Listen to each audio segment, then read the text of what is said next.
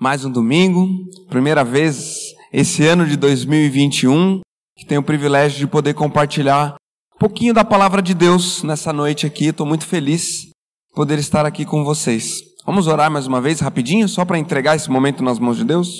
Pai, queremos colocar esse momento nas Tuas mãos, Pai, pedindo que o Senhor fale através da Tua palavra, através das palavras que aqui serão ditas agora, Deus, que possamos deixar as preocupações lá fora, nos conectar à Tua palavra, ao que o Teu Santo Espírito quer nos mostrar nessa noite. Nos ajuda e conduza, Pai, esse momento agora, a começar em mim, por cada um que está aqui, até aqueles que vão escutar depois o áudio gravado nas Tuas casas. Muito obrigado pelo privilégio, mais uma vez, de abrir a Tua palavra. Em nome de Jesus que eu oro. Amém. Transformando 2021 num ano mais leve. Para algumas pessoas, 2020 foi um ano pesado, foi um ano que trouxe muitas dificuldades. Já outras pessoas teve em 2020 um ano bom, um ano que teve até certos resultados positivos, mas para muita gente foi um ano pesado. E a palavra de Deus nos mostra, nos dá conselhos, nos instrui como viver uma vida mais leve, diante de tantas adversidades que se apresentam diante de nós. E eu quero convidar você para abrir a Bíblia na primeira carta que o apóstolo Paulo escreveu à igreja situada lá em Tessalônica, capítulo 5, do 12 até o 24, eu vou ler. 1 Tessalonicenses, capítulo 5, do 12 ao 24. Se você tem a sua Bíblia física, assim, no livro, né? Está em cada vez mais em desuso o livro, né? O pessoal está usando cada vez mais o celular. Abre lá, mais para o final da Bíblia. Tessalonicenses, 1 Tessalonicenses. Se você tem no celular, abre o celular e não olha as notificações do WhatsApp, hein, Zé? O Zé não estava olhando. Vamos lá, pessoal. O bom de ter a Bíblia, não sei quem... Existe uma discussão, né? Outro dia já tem um podcast lá da gurizada, né? Falando sobre, será bom ter a Bíblia impressa ou no celular, né? Eu gosto das duas, acho que as duas são valiosas, né? A impressa é boa que dá para ir destacando os versículos. E esse texto aqui que eu vou ler para você, ele está todo destacado na minha Bíblia, porque ele tem muitas coisas valiosas para nós. Todo mundo achou? 1 Tessalonicenses, capítulo 5, a partir do versículo 12, diz o seguinte: agora lhes pedimos, irmãos, que tenham consideração para os que se esforçam no trabalho entre vocês, que os lideram no Senhor e os aconselham. Tenham-nos na mais alta estima com amor, por causa do trabalho deles. Vivam em paz uns com os outros. Exortamos vocês, irmãos, a que advirtam os ociosos, confortem os desanimados, auxiliem os fracos, sejam pacientes para com todos, tenham cuidado para que ninguém retribua o mal com o mal, mas sejam sempre bondosos uns para com os outros e para com todos. Alegrem-se sempre, orem continuamente, deem graças em todas as circunstâncias, pois essa é a vontade de Deus para vocês em Cristo Jesus. Não apaguem o espírito, não tratem com desprezo as profecias, mas ponham à prova todas as coisas e fiquem com o que é bom. Afastem-se de toda forma de mal, que o próprio Deus da paz os santifique inteiramente. Que todo o espírito, a alma e o corpo de vocês sejam preservados irrepreensíveis na vinda do nosso Senhor Jesus Cristo. Aquele que os chama é fiel e fará isso. Amém? Quando a gente lê as cartas do Novo Testamento, e em especial agora a gente lê uma pequena parte da carta dirigida à igreja de Tessalônica, o que vem à sua cabeça quando você pensa nessa igreja de Tessalônica? Que imagem vem daquele grupo de pessoas da sua cabeça? Na Idade Média surgiu ali o movimento de criar-se igrejas monumentais, prédios grandiosos. Eu já tive a oportunidade de ver igrejas, verdadeiras obras arquitetônicas. E às vezes na nossa cabeça fica a ideia de que uma igreja, ela é uma obra arquitetônica. Qual será o tamanho dessa igreja a quem Paulo está se dirigindo? A quem Paulo está se dirigindo aqui? Qual é o conceito que eu e você criamos a respeito dessa igreja de Tessalônica? Se você voltar na sua Bíblia, no livro de Atos, capítulo 17, você vai se deparar com o nascimento dessa igreja em Tessalônica. Paulo está passando por essa cidade, e ali ele chega na cidade de Tessalônica e ele começa a pregar na sinagoga. E ali no livro de Atos fala que ele pregou por 3 semanas ali na sinagoga. E os estudiosos falam que ele ficou mais ou menos entre 3 semanas e 2 meses nessa cidade. E durante esse período nasceu essa igreja. Pessoas se converteram. Pessoas que nunca tinham ouvido falar desse nome tal de Jesus Cristo, de repente se deparam com um homem que está dizendo que um judeu morreu por eles, está pregando o evangelho da salvação, e aqueles homens ali se convertem, entendem, aceitam, se arrependem e se transformam numa igreja, numa comunidade. Nasce uma igreja. E de se deparar com essa situação, eu vejo assim que é um pouco diferente daquilo que a gente idealiza a respeito do que é aquela igreja primitiva. E se você ler o livro de Atos, você vai ver diversas igrejas nascendo desse movimento, de Paulo indo às cidades, falando do evangelho e pessoas se convertendo. E se converter naquela época era um pouco diferente do que é para nós hoje se converter. Porque a pessoa, quando dizia que ela tinha entendido a mensagem do evangelho, aceitava Jesus como seu Senhor e Salvador, ela tinha que abrir mão de muita coisa.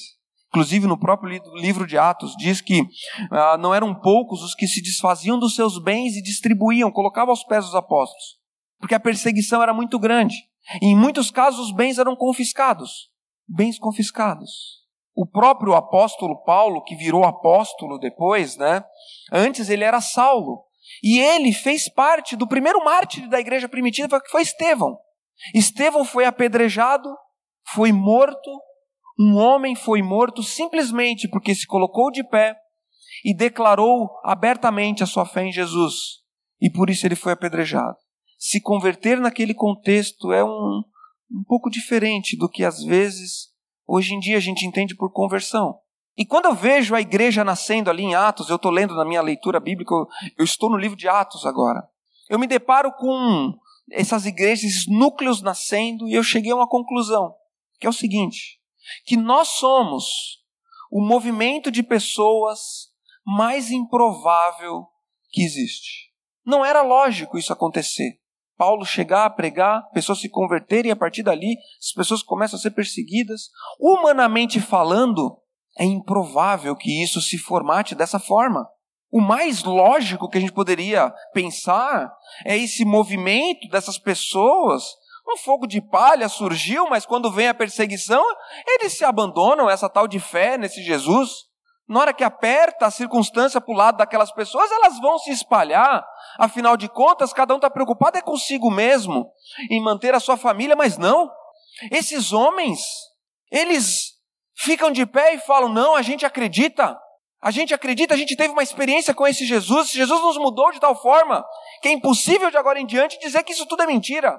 E a gente está disposto a morrer por esse Cristo, nos entregar por eles. E ali nasceu a igreja de Tessalônica.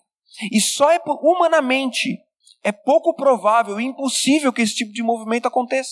Só é possível. E a igreja, ela só se propaga ao longo das épocas, dos anos, dos séculos. Ela sobrevive por causa da ação do Espírito Santo. Se fosse um movimento simplesmente humano, de pessoas ao redor de um tema qualquer, não estaria mais aí a igreja. Mas ela está. E eu lembrei lá em Mateus 16, 18, quando Cristo pergunta para os apóstolos, quem que as pessoas falam que eu sou? Quem que eu sou? O que o pessoal fala a respeito de mim? E Pedro pega e fala assim, tu és o Cristo, o Filho do Deus vivo. Quando ele fala o Cristo, ele está dizendo, você é aquele, você é o Rei, você é o enviado de Deus, você é o Messias. E Cristo olha para Pedro e fala, sobre essa verdade eu edificarei a minha igreja. Mateus 16, 18. E as portas do inferno não prevalecerão contra ela. As portas do inferno não prevalecerão contra ela. E o diabo tentou várias vezes acabar com a igreja. Ao longo dessa história, várias vezes. Tentando questionar a igreja, colocando em xeque, perseguindo. E a igreja sobrevivendo. E meus queridos, uma coisa eu tenho certeza, pode passar a tempestade que for. Pode vir o vírus que for. Pode vir a situação, o governo, a perseguição, o que for. Mas a igreja de Cristo verdadeira vai continuar. Amém? Você acredita nisso?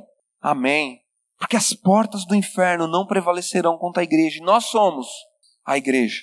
Nós somos a continuação dessa história aqui de Tessalonicenses. O mesmo Espírito que tocou naqueles homens, que fez eles, aqueles homens e aquelas mulheres, abrirem mão de tanta coisa por Deus, é o mesmo Espírito Santo que habita no nosso coração. O mesmo Espírito Santo que te incomodou hoje para você vir aqui nesse salão hoje. É o mesmo Espírito que te convenceu do seu pecado, que mostrou Jesus e que te fez tomar a decisão. E se você está aqui hoje, ou está em casa, está assistindo, e ainda não tomou essa decisão, saiba que o Espírito Santo de Deus está trabalhando na sua vida para que você se converta, para que você entenda que só existe um caminho até Deus, e esse caminho é Jesus. Esse Espírito Santo de Deus vai fazer uma obra perfeita na sua vida. E aquela igreja ali em os Tessalonicenses, né, aquele grupo de pessoas, aquele pequeno grupo, se converteu. E Paulo, ele tem que sair dali, perseguição, teve que ir para outro lugar. Ele não conseguiu voltar para lá. Não conseguiu mais voltar, mas ele manda Timóteo. Timóteo vai ver como é que está aquele povo. Será que acabou aquela igreja? Será que continuou? E Timóteo vai ver, e Timóteo volta para falar para Paulo. Dá o relatório de como eles estão. E Timóteo, nessa carta que a gente leu, depois você lê em casa, 1 Tessalonicenses. Ele vem trazendo boas notícias. Ele vem trazendo a notícia de que aquelas pessoas que se converteram na passagem de Paulo por Tessalônica mantêm-se firmes, unidas. Mas foi uma passada rápida de Paulo. E aquelas pessoas ficaram com algumas dúvidas quanto à vida cristã em si. Eles tinham perguntas para fazer, perguntaram para Timóteo. E Timóteo leva essas perguntas para Paulo. Talvez porque Timóteo não tivesse todos os argumentos ainda. Mas ele leva essas perguntas para Paulo e Paulo responde com algumas orientações. Essa é a carta de 1 Tessalonicenses. E me chama a atenção ao olhar para essa passagem. Eu sei que, às vezes eu penso no Fabrício que se converteu. Com 4 anos de idade, eu era só uma criancinha. Eu me converti com 4 anos de idade. E eu, meus queridos, naquele contexto, eu sabia muito pouco sobre a Bíblia. Qual é o conhecimento que eu tinha naquela época? E conversão, se jogar nos braços de Deus, não tem muito a ver com conhecimento. Tem a ver com fé. Tem a ver com fé. E sabe de uma coisa? Vou falar um segredo para vocês aqui, que talvez muita gente não sabe. Mas nós hoje, 2020, 2021, temos acesso a muito mais conhecimento do que essas pessoas na Tessalônica. Muito mais conhecimento a gente tem acesso. Já parou para pensar que os tessalonicenses não tinham a Bíblia? Já parou para pensar que eles não tinham acesso a um livro impresso? Naquela época não existia mídia impressa ainda. Não tinha celular com o aplicativo da Bíblia. Eu fico imaginando, meus queridos, se a gente pegasse um tessalonicense, pudesse fazer uma viagem no tempo e colocar ele sentado aqui, ó, na primeira cadeira, aqui, ó, no meio aqui de nós. Eu acho que aquela pessoa do primeiro século, ela olharia para nós e falaria assim: gente do céu, esse povo aqui de Bento não tem ideia do quão privilegiado eles são. Esse povo aqui em Bento, é olhar para o lado assim e falar assim: olha quanta gente está aqui nesse salão. A gente está cantando essas músicas aqui livremente. Você consegue imaginar esse tessalonicense olhando para a Bíblia? Folheando as folhas da Bíblia? Ele olhando e fala assim: gente do céu, isso aqui é a palavra de Deus. Isso cai os butiá do bolso, como diz aqui no sul, né? Desse tessalonicense olhando para nós. Porque Paulo escreve aqui no livro de Tessalonicenses orientações para essa igreja. Uma igreja que tinha tão pouco conhecimento.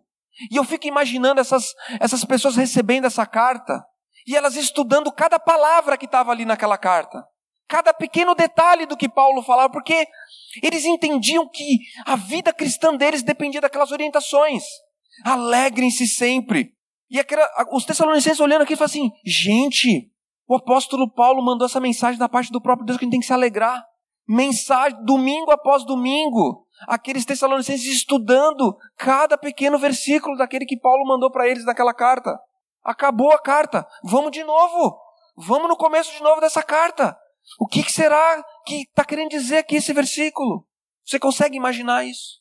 E Paulo aqui nesse texto que eu passei para vocês, ele dá algumas orientações finais partir do versículo 12, o 12 e o 13, ele fala, sigam os seus líderes. Ele deixa o conselho para aquele povo seguir os líderes. Do 14 e 15, ele fala entre o relacionamento entre as pessoas. Né? Fala inclusive, advirtam os ociosos, confrontam os desanimados, entre um e outro ali. E no 16, 17 e 18, ele coloca 3 aspectos da vida cristã que são chave para que os tessalonicenses vivessem uma vida leve. Uma vida leve. Quais são esses 3 aspectos? Primeiro, leia aí, gente, versículo 16. Alegrem-se. Segundo, no 17, orem continuamente.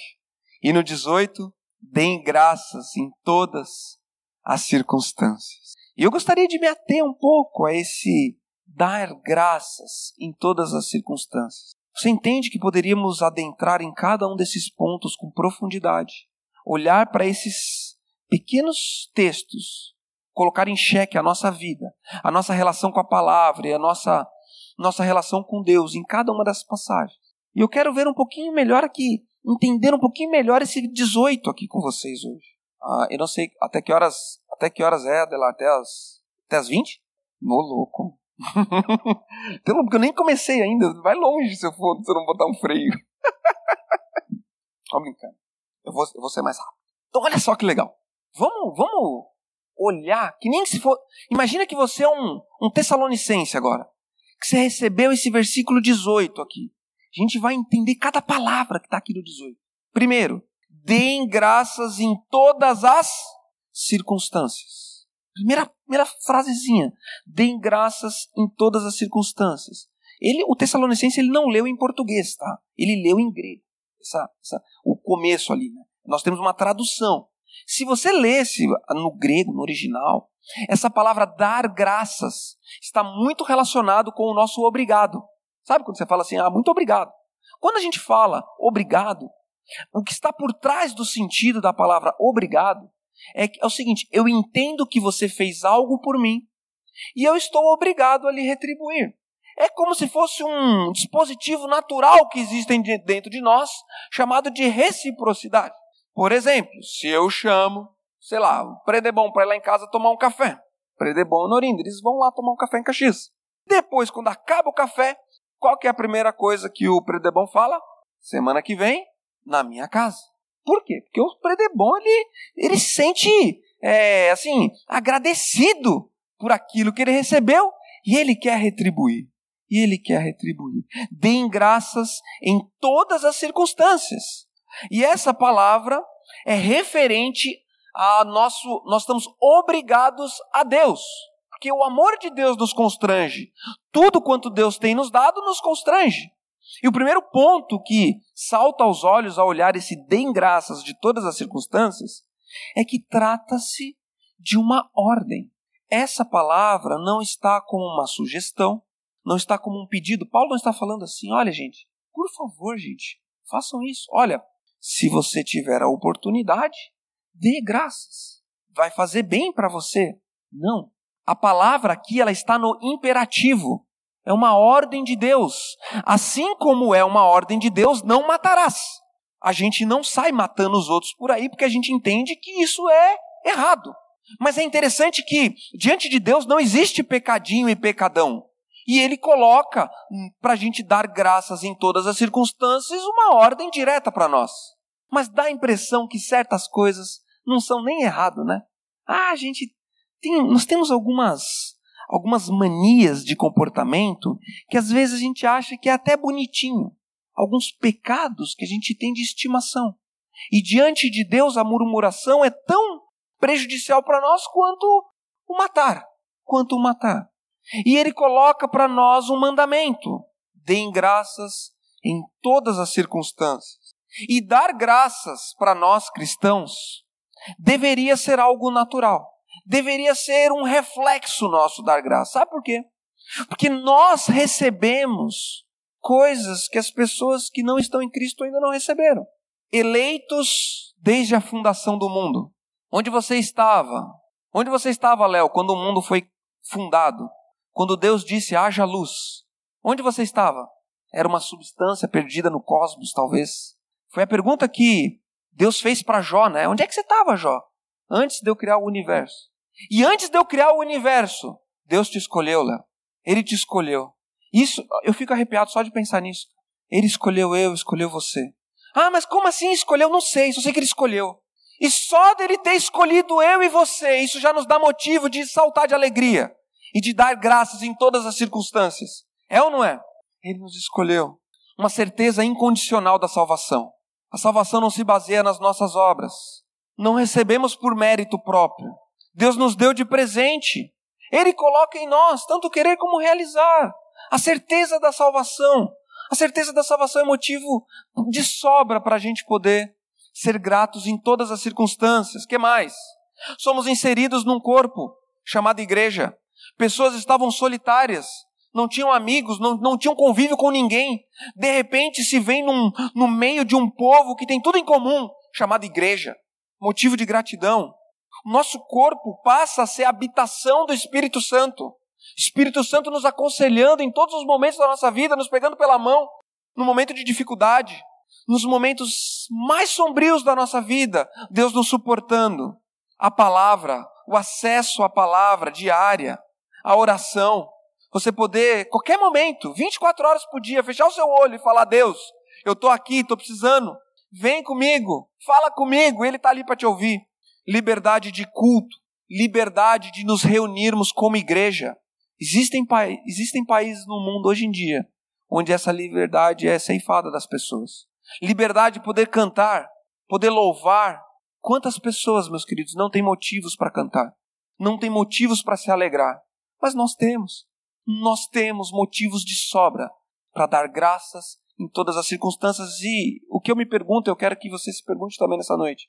Por que a gente não dá graças, então, em todas as circunstâncias? Se diante de tantos motivos nós temos para agradecer. Sabe por quê? Porque no nosso coração ainda existe uma marca muito forte chamada pecado, que coloca em nós incredulidade e tira os nossos olhos das coisas que realmente importam e coloca os nossos olhos nas coisas passageiras. E quando a gente tira os olhos daquilo que realmente importa e os nossos olhos se depositam naquilo que é passageiro, a nossa atitude natural é o desânimo, a incredulidade e a reclamação. Que cá entre nós, né? O nosso mundo é assim, né? Altos e baixos. Altos e baixos. Um dia a gente está bem, no outro a gente já não está tão bem. E assim vai. Um dia a gente tem uma dificuldade, na outra a gente tem uma vitória. E as circunstâncias da nossa vida são assim, altos e baixos.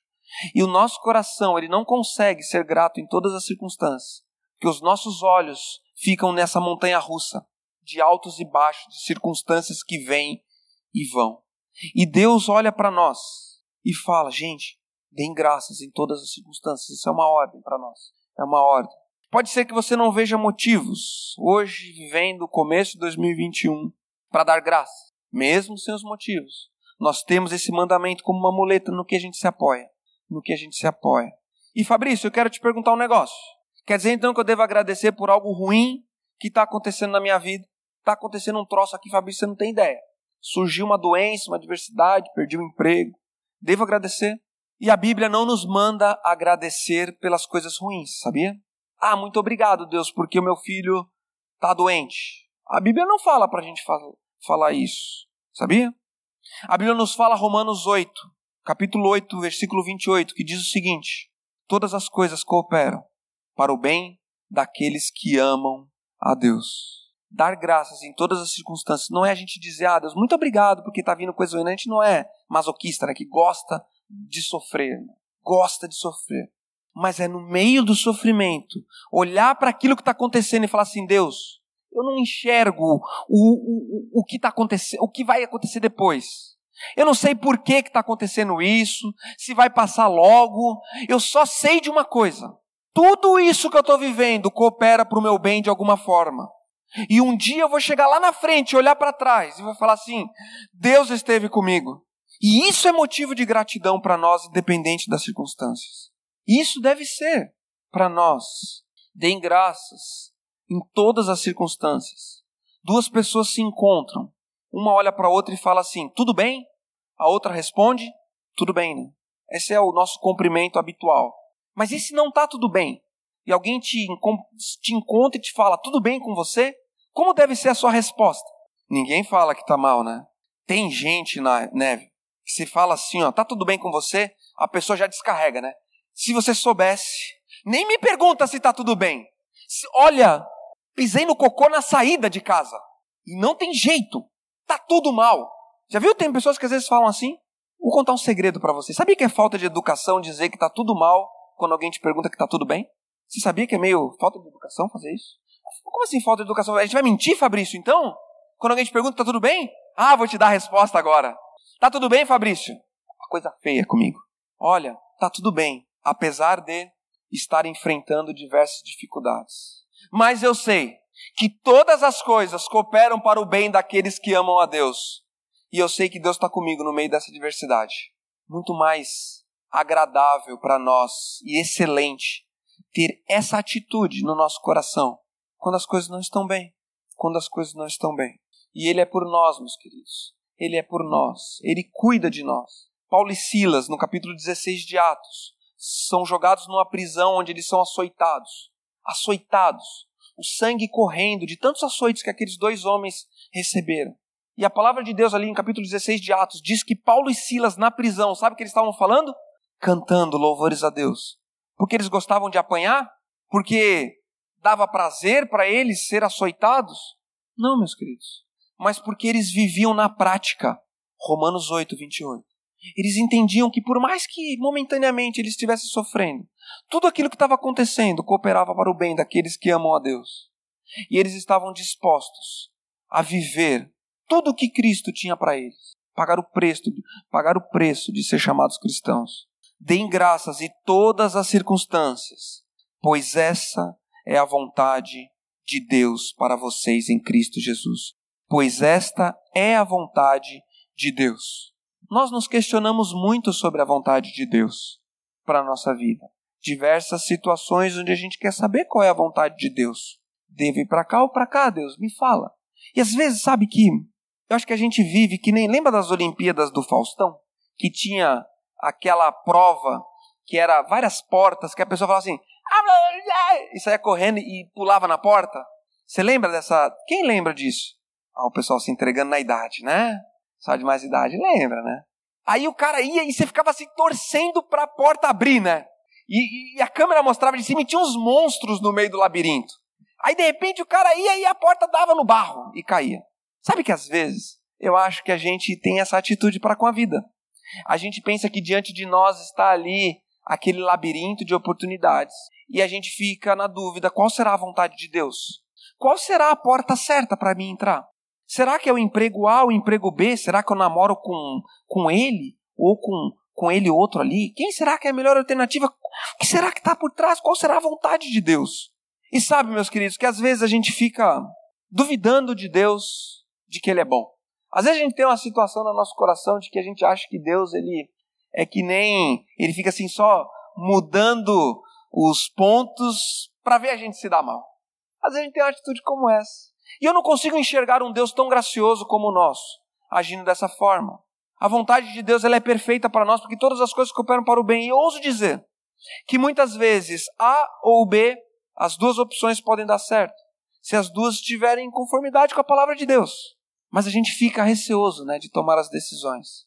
E qual é a vontade de Deus, Fabrício? Dar graças em todas as situações. Em outras palavras, a vontade de Deus é a gente segurar na mão dele e falar assim, vamos que vamos. E Deus olha pra gente e fala assim, vamos que vamos então. Vamos encarar de frente. Ficou desempregado?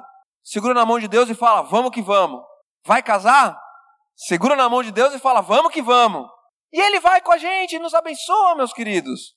Ele é conosco. Sabe, a vida cristã ela não é um jogo de certo e errado. Às vezes a gente pensa que viver com Deus é assim, eu tenho que acertar sempre certas coisas. A vida nossa é assim. A vida nossa ela vai por caminhos diferentes. Em Gênesis 26 acontece uma história bem interessante. Isaac, ele está acontecendo ali uma fome ali na cidade dele, onde ele mora. E ele fala, ele está a fim de ir para o Egito. Aí ele ora para Deus, Deus fala assim, fica em Gerar. É a cidade onde ele está, fica aí, que aí eu vou cuidar de você.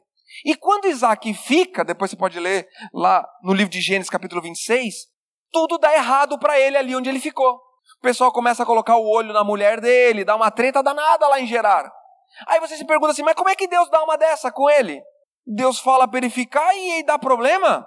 Deus deveria evitar o problema? Não fica aqui, Isaac, vai para aquela outra ali, que ali vai ter menos problema. Mas eu sinto te dizer, meu querido, Deus, ele não vai tirar do nosso caminho todos os problemas. Ele não vai fazer a nossa vida, todas as curvas da nossa vida ser uma linha reta. Até mesmo se ele fizesse isso, ele seria injusto. Ele seria injusto. Mas o que ele promete para nós, segura na minha mão, a minha vontade é perfeita. Eu sei, no final das contas eu sei. Todas as coisas cooperam para o seu bem. E eu estou te conduzindo. Dê graças em todas essas coisas. E o último aqui para a gente terminar de secar esse versículo. Pois esta é a vontade de Deus para vocês em Cristo Jesus. Para vocês. Quem são esses vocês? Somos nós. Somos a igreja. Não é para você, é vocês. Nós vivemos dias em que o cristão, ele acha que não precisa mais da igreja. Ele acha que sozinho ele pode dar conta da vida. E tudo que Cristo está colocando aqui para os Tessalonicenses e consequentemente para nós, é no coletivo, é como igreja. E o ponto final dessa frase é chave. Em Cristo Jesus. Nos é cobrado essa ordem de dar graças em todas as coisas, por um simples motivo, que o Espírito Santo de Deus habita em nós, através do que Jesus Cristo fez por nós naquela cruz. Das pessoas que não conhecem Jesus, essa ordem não é cobrada, sabia? Mas é cobrada de nós. Viver nessa gratidão profunda em todas as coisas só é possível se o Espírito Santo de Deus fizer essa obra em nós. Que naturalmente o nosso coração, ele vai correr para a incredulidade. Ele vai correr para a dúvida. Será que Deus está no controle mesmo? Naturalmente o nosso coração se desapega de Deus. E aplicar esse texto de Tessalonicenses é a cura da incredulidade, da murmuração e da impaciência. Porque nós podemos descansar que nosso Deus é bom e todas as coisas cooperam para o bem daqueles que amam a Deus. Você ama a Deus? Amém? Você ama a Deus? Então seja lá o que está acontecendo na sua vida. Ele está no controle. Mas Fabrício, já faz anos que eu estou nessa situação. Ele está no controle, meu querido. Ele está no controle. Pega na mão dele e agradece. Porque ele está no controle. Confia. E ao confiar nele, a gente vai viver um 2021 leve. 2020 foi um ano muito desafiador para nós. Mas Deus nos sustentou. Ele nos sustentou? Estamos aqui, não estamos? Nos fortaleceu. Nós entendemos que sozinhos, nos nossos lares, individualizados, a tendência é nós nos afastarmos da fé. Se a gente não prestar conta, a gente tem que estar juntos, levando todas as situações de proteção um para com o outro, o distanciamento aqui que nós temos, o cuidado para com esse vírus tão prejudicial. Nós entendemos em 2020 que pior do que morrer fisicamente é morrer espiritualmente. E eu quero falar uma coisa para vocês que eu tenho notado. Antes de 2020, havia muitas pessoas que vinham para a igreja às vezes de arrasto. Lá em Caxias acontecia muito disso, sabe? Tipo assim, vamos. E para algumas pessoas, foi tudo o que precisava acontecer para não se juntar mais. O tal do Covid-19. Foi o argumento. E muitos se afastaram da fé. Mas sabe o que aconteceu também? Uma renovação de novas pessoas que encontraram Cristo no meio dessa crise, que entenderam que precisam de Deus. Isso é muito bom, meus queridos. Isso é muito bom. Isso é ótimo. A pandemia ela tem provocado uma renovação nos nossos corações.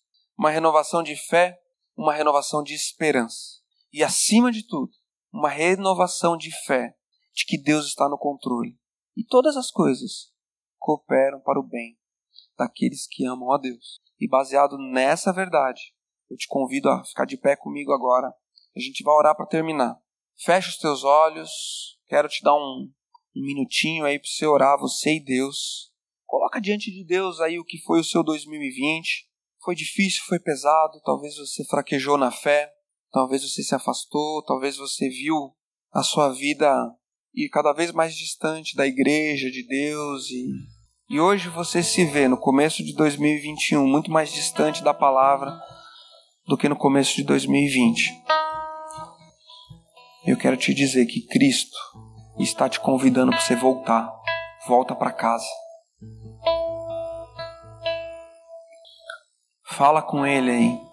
Você que está em casa, seja lá onde você estiver. Ele te convida, volta para casa. Eu estou no controle. Dá graças no meio dessa situação, porque eu controlo. Eu sei o que é melhor. Pai, diante de Ti a gente coloca o nosso 2021, Pai. Colocamos a nossa vida, a vida dos nossos familiares, cada pessoa, Pai, que a gente convive, Deus, e que talvez a gente sabe, Pai, que está distante, que se apagou na fé, deixou de conviver e não está mais nem assistindo a celebração online, não está nem mais acompanhando as celebrações aqui, Pai. Nós queremos interceder por essas pessoas, Pai. Interceder por nós também que estamos aqui, talvez estamos distantes, nosso coração distante, incrédulo, impaciente, ingrato, murmurando. Perdoa, Pai, a minha incredulidade também, Deus. Nos ajuda todos que aqui estão, Pai. Todos nós somos carentes da Tua palavra, Pai. Nos restaura nesse dia, nessa noite, Pai. Muito obrigado pela Tua palavra, Pai. Em nome de Jesus, que nós entregamos essa noite nas Tuas mãos, Pai. Amém, Senhor.